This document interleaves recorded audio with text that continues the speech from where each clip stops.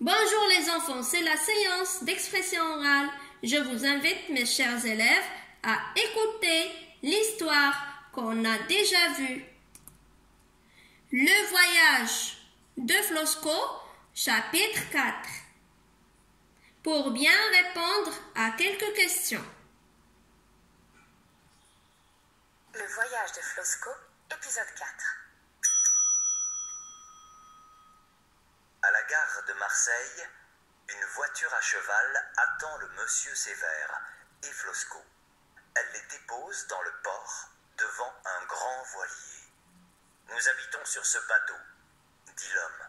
Puis il crie « Victor, je t'ai rapporté un ami, viens vite !» Victor est un petit garçon à l'air triste. Sans dire un mot, il emmène Flosko dans sa chambre.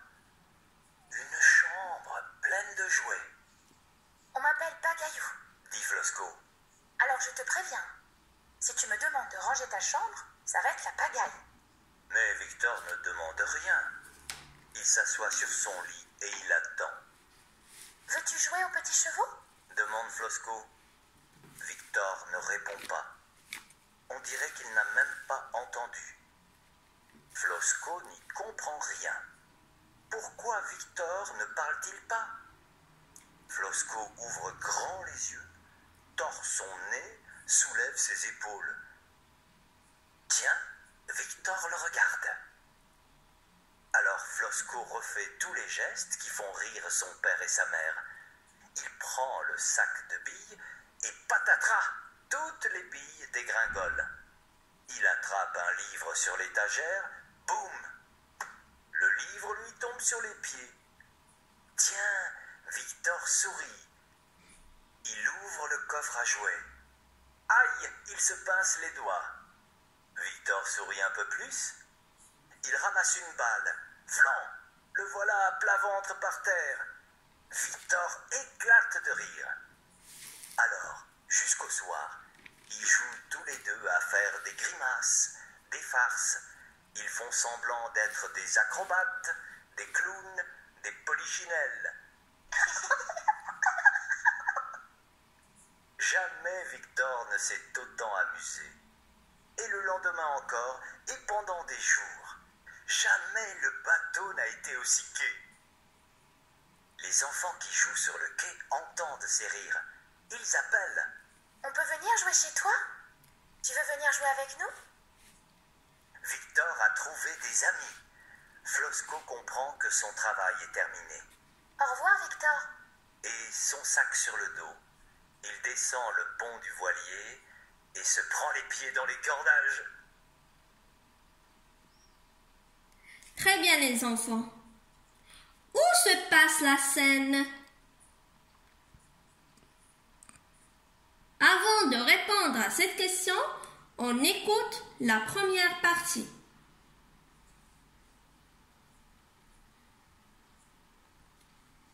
Le voyage de Flosko, épisode 4. À la gare de Marseille, une voiture à cheval attend le monsieur Sévère et Flosko. Elle les dépose dans le port devant un grand voilier. « Nous habitons sur ce bateau, » dit l'homme. Puis il crie « Victor, je t'ai rapporté un ami, viens vite !» Victor est un petit garçon à l'air triste. Sans dire un mot, il emmène Flosko dans sa chambre. Une chambre pleine de jouets. « On m'appelle Pagaillou, » dit Flosko.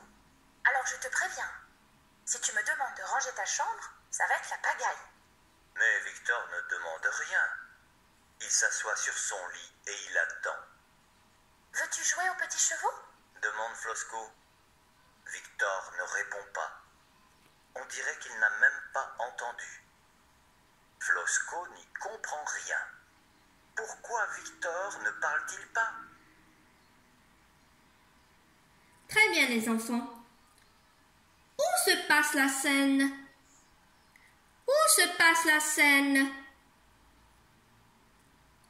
La scène se passe sur le bateau du monsieur à l'air sévère, dans la chambre de Victor.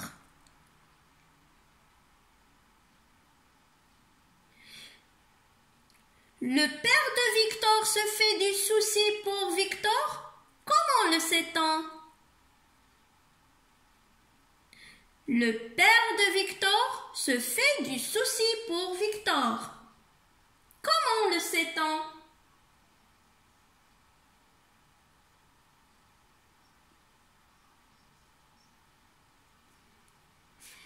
Il a proposé ce travail à Flosko. Et on apprend que la chambre de Victor est pleine de jouets. Donc, il espérait que son fils s'amuse comme les autres enfants. Très bien, on écoute la deuxième partie.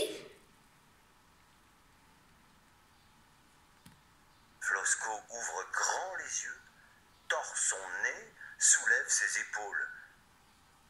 Tiens, Victor le regarde. Alors Flosko refait tous les gestes qui font rire son père et sa mère. Il prend le sac de billes et patatras, toutes les billes dégringolent.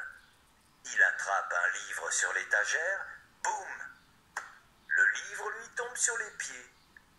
Tiens, Victor sourit. Il ouvre le coffre à jouets.